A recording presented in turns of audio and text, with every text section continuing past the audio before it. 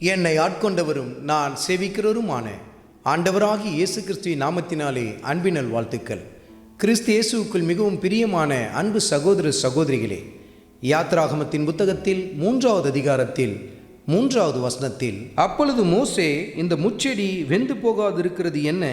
நான் கிட்ட போய் இந்த அற்புத காட்சியை பார்ப்பேன் என்றான்.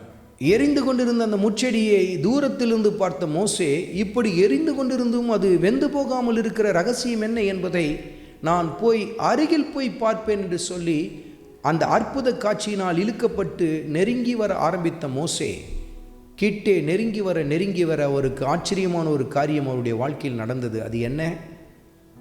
ஆண்டவர் இயேசு கிறிஸ்துவின் தெய்வீக சத்தத்தை அந்த இடத்தில் அவர் கேட்க ஆரம்பித்தார். கர்த்தருடைய ஆவியான நமக்கு சுட்டி காட்டுகிறார், அருமையான மகனே, அருமையான மகளே, அவர் அண்டையிலே நீ நெருங்கி போக போக அப்படி தெய்வீக சத்தத்தை நீ கேட்க ஆரம்பிப்பாய், அப்படி அன்பிலே வளர்ந்து வர ஆரம்பிப்பாய் என்று சொல்லி கர்த்தர் உன்னோடு கூட இடைபடுகிறார். அன்றைக்கு மோசே நெருங்கி வந்ததினால்தான் கர்த்தர் மோசேயை குறித்து என்ன சித்தத்தை வைத்திருக்கிறார், எப்படிப்பட்ட திட்டத்தை மோசேயை கொண்டு சாதிக்க விரும்புகிறார் என்ற ரகசியத்தை மோசே கற்றுக்கொண்டார் அல்லவா? நீயும் கர்த்தரண்டையிலே நெருங்கி போக ஆரம்பிப்பாய் என்று சொன்னால் உன்னை குறித்து ஆண்டவர் இயேசு கிறிஸ்து வைத்திருக்கிற தெய்வீக திட்டங்கள் உன் வாழ்க்கையில் வெளிப்படுத்தப்பட ஆரம்பிக்கும். உடைய வசனத்தண்டையிலே நெருங்கி போங்கள், உடைய வார்த்தையில் ஊன்ற கட்டப்பட ஆரம்பியுங்கள். ஒவ்வொரு நாளும் அவருடைய அன்பிலே வளர்ந்து பெருக ஆரம்பியுங்கள்.